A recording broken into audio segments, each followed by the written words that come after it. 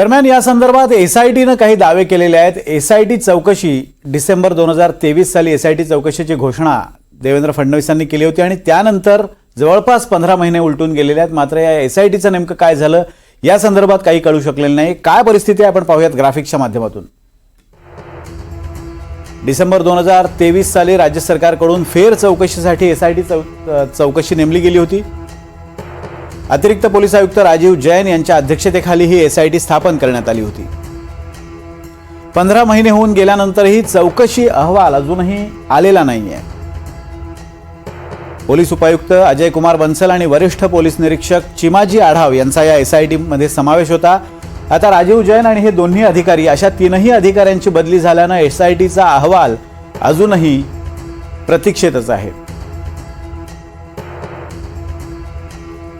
आणि नेमकं एसआयटीचं काय झालं, काय या संदर्भातले अपडेट्स आहेत हे जाणून घेण्यासाठी आपले प्रतिनिधी भाग्यश्री प्रधान आपल्या सोबत आहे। भाग्यश्री, एसआयटीचा जो अहवाल आहे तो येणं अपेक्षित होतं आणि या अहवालाचा वारंवार उल्लेख करण्यात आला होता। आत्ताचा याचं प्रयोजन म्हणजे पुन्हा एकदा सीबीआय चौकशीची मागणी केलेली आहे, पण अगोदरच एसआयटी चौकशी नेमलेली आहे, पण त्याचा अहवाल आलेला नाही आणि आता जी माहिती मिळते त्यानुसार हे तीनही अधिकारी बदलून गेलेले आहेत। आता हे आरोप प्रत्यारोप होत आहेत, त्यानंतर या एसआयटी संदर्भात, त्याच्या अहवालासंदर्भात, त्याच्या तपासासंदर्भात काही माहिती मिळते का?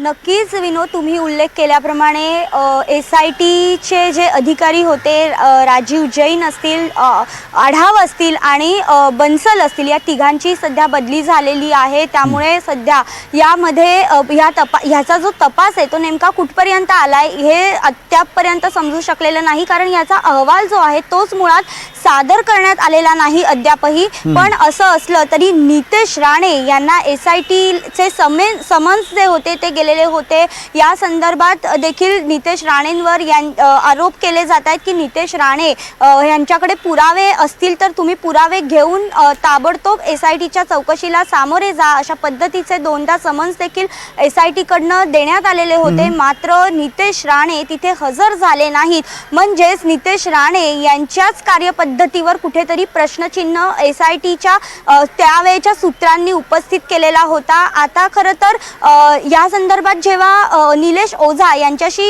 एनडीटीव्ही मराठीने बातचीत केली त्यावेळी निलेश ओझा यांच्याकडनं असं सांगण्यात येत आहे की जे राजीव जैन जे आहेत त्यांच्या सहीने खरं तर हा समन्स काढणं अपेक्षित होतं, मात्र तो त्यांच्या सहीने काढण्यात आला नाही, तर जे चिमाजी आढाव आहेत त्यांच्या सहीने काढण्यात आला। त्यावेळी चिमाजी आढाव जे होते ते मालवणी पोलीस स्टेशनला वरिष्ठ पोलीस निरीक्षक या पदावर होते। त्यामुळे त्यांच्या सहीला त्यांच्या सहीने जो आलेला समन्स आहे त्याला काहीच अर्थ नाहीये।